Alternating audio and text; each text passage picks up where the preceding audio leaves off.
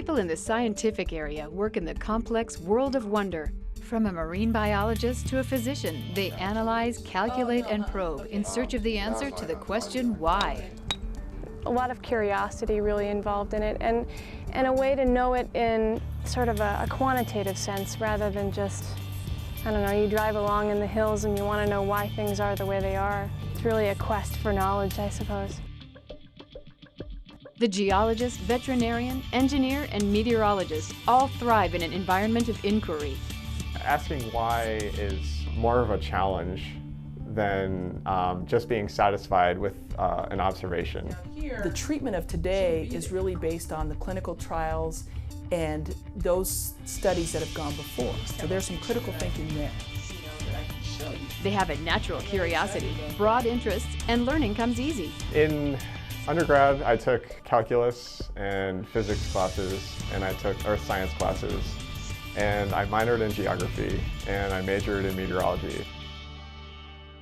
When taking on abstract challenges, those with the scientific pattern stay focused and determined. They realize life's mysteries are sometimes tied up in knots and not easy to unravel. A firm resolve and strength of will keep them moving forward. You have to be very careful in your work, especially if you're working with computer programs, so you have to be deliberate and persistent.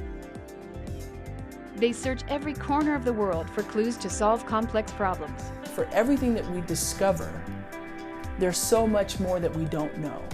Those who study or work in the scientific area are typically reserved, responsible, and comfortable away from the crowd. My philosophy has always been, I have a task, and I do what I need to do to complete that task. You can't get too distracted.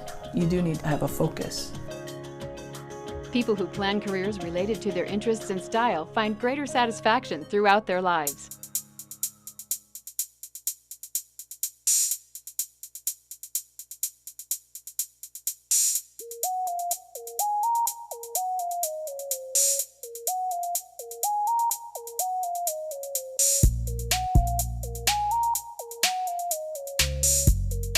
When I was in high school, I was fascinated by medicine. I was a puzzle person. I did like to put together puzzles. I got interested in meteorology in elementary school, actually. I grew up in an area with a variety of weather phenomenon. I had an interest in the weather back then. But I was really curious about what was going on around me at a very early age. I lived in a very spectacular area geologic-wise, just hiking around wondering why you find fossils from the bottom of the seabed up on top of a 10,000-foot high mountain. Very intriguing to me.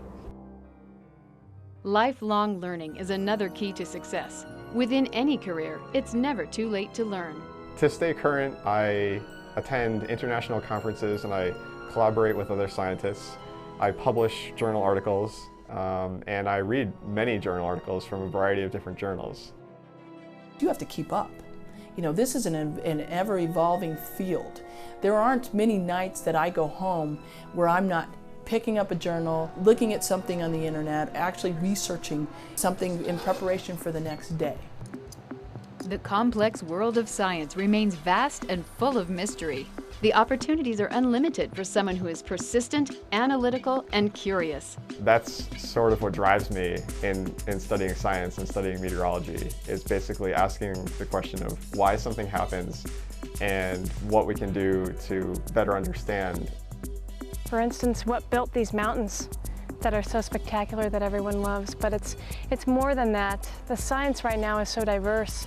You're studying anywhere from natural resources, where to find oil, to where to find ore, to how to remediate. The world needs people with a scientific pattern to explore, to discover, to take the time to ask why. In many ways, the world revolves around those willing to go to great depths to reach new heights.